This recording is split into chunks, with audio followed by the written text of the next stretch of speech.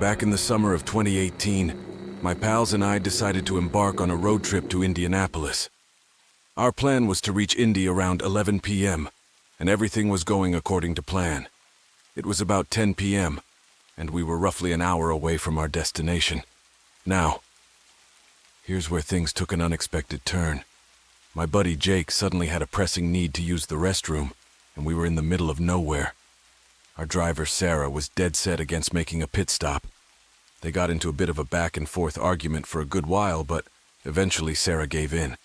She pulled off the freeway into a rather quiet rest stop. The place was eerily quiet. There were only a few scattered cars in the parking lot. Jake quickly dashed out to use the restroom while Sarah and I waited in the car, assuming it was just a routine stop. But boy, were we in for a surprise. After barely a minute, Jake comes sprinting back from the restrooms, hops into the back seat, and practically yells at Sarah to step on it.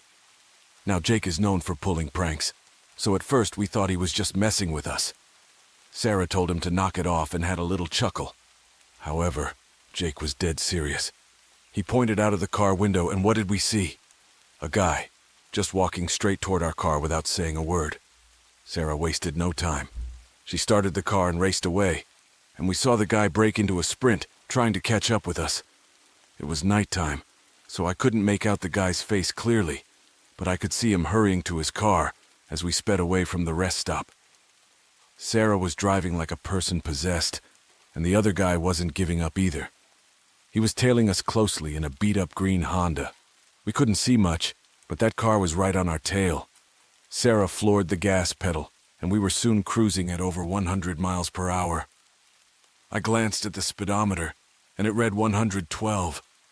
We didn't care about the possibility of getting pulled over. Our main concern was escaping this relentless pursuit. Eventually, we managed to put some distance between us and the green car. Sarah decided to shake him off by taking a sharp exit. I thought we were going to flip over with the way she did it. Tires screeched as she swerved under a bridge, then pulled a U-turn before rejoining the freeway in the opposite direction.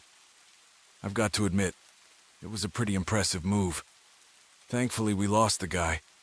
Afterward, we got back on the freeway, going the other way, and reached our hotel about half an hour later. We finally pressed Jake to tell us why that guy was chasing us. Turns out, when Jake went into the restroom, he saw the dude smoking and asked Sarah if she had any drugs. Sarah smartly responded with a, "No, I'm not an idiot." That set the guy off, and he started following Jake when he left the restroom, which led to the whole crazy chase. Let me tell you, that was one wild road trip adventure. The rest of our time in Indianapolis went smoothly, but that chase will be one of the most unforgettable moments from our journey. I'm currently a 17-year-old female who often gets mistaken for someone in their early 20s. I started university early, and please forgive me if my English isn't perfect. It's my second language. I want to share a recent incident that happened about 4 or 5 months ago, when I was a student at a university in Marbella, Spain. You see, I've had my fair share of encounters with stalkers.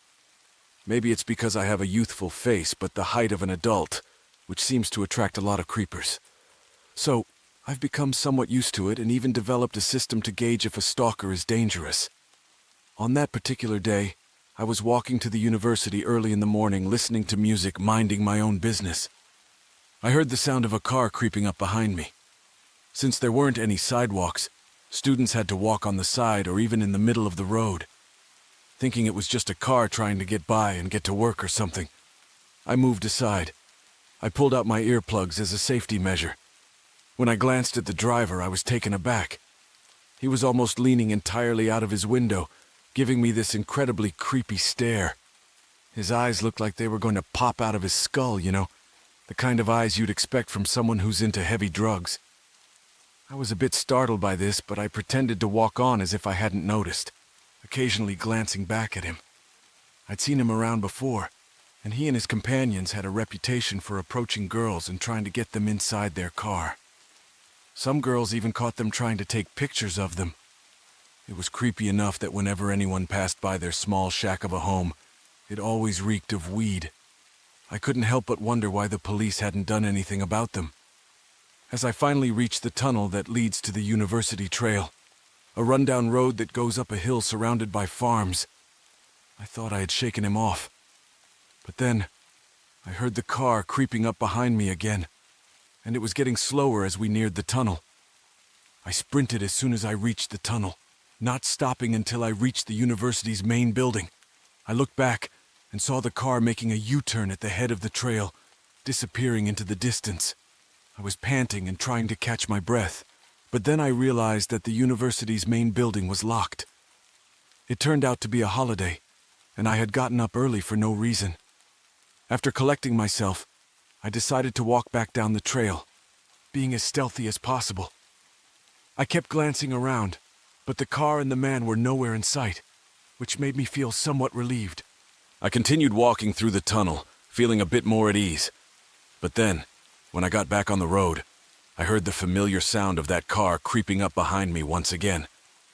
I took a quick glance over my shoulder, and there he was, the creepy guy, still staring at me, with half of his body sticking out of the window. Thinking quickly, I remembered there was a small fence up ahead that you could jump over. It led to a forest with plenty of cover that I knew like the back of my hand. I jogged up to the fence and leaned against it, facing the road and the car. I pulled out my phone and pretended to text someone, but I was actually filming the person who was following me. The man's car almost came to a halt, and then I got ready. I should mention that I'm a blue belt in Taekwondo.